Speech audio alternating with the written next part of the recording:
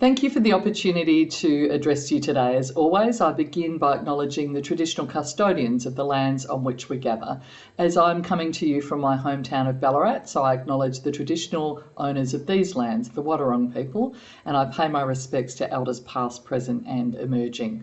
I extend those respects to the traditional owners of the lands on which you meet, as well as any First Nations people participating in these events. Australia is home to more than 250 Indigenous nations with distinct language groups, cultures and homelands. First Nations custodians maintain deep knowledge of place and landscape and have complex social structures, spiritual and artistic lore and scientific, environmental, agricultural, land and resource management knowledge that prevails to this day. It is why I am so proud to be a member of a government that is committed to the Uluru Statement from the Heart in full. The Voice is a generous offer of recognition and reconciliation from First Australians. I encourage you all to give it your support when the time comes for each of us to have our say later this year. Since coming to government, we've embarked on an ambitious agenda for Australian cities and suburbs. We've committed to re-establishing the Cities and Suburbs Unit, restoring national coordination to facilitate more sustainable urban development and settlement.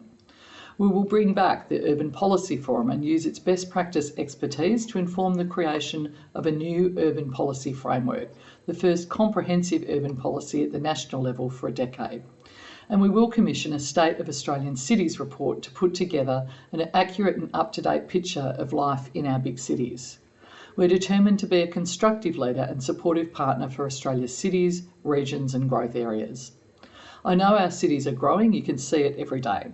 That means the Commonwealth needs to take a stronger coordinating role in delivering the outcomes you and your communities need. In National Cabinet, just last week, we saw the consequences of our new constructive approach with all the territories and states coming together with the Commonwealth to support meaningful reforms to enable better planning for stronger growth. Housing ministers will strengthen renters' rights. Infrastructure ministers will review our project pipeline, and planning ministers will develop a proposal for National Cabinet outlining reforms to increase housing supply and affordability, working with the Australian Local Government Association. These will make a real difference to communities across Australia, particularly those undergoing rapid growth. Given today's event is happening just before the budget, I can't tell you quite as much about Australia's urban policy framework as I might like. You'll have to wait a few more days for the full picture. But what I can confirm is that this year's budget will take the next step to delivering our election commitments to cities and getting the Commonwealth back involved in urban policy. It will deliver national principles to support this vision and consider the unique challenges and opportunities across urban centres, middle ring and peri-urban communities and regional cities. It will be supported by an implementation approach which promotes and leverages across existing and intergovernmental priorities, supporting the productivity, equity and resilience of urban communities. And it will be supported with transparent and equitable investments. Australia is one of the most urbanised countries in the world, with 80% of Australians living in cities and 80% of our GDP produced in our cities. Our government will give cities and growth areas the support and investment they need now and into the future.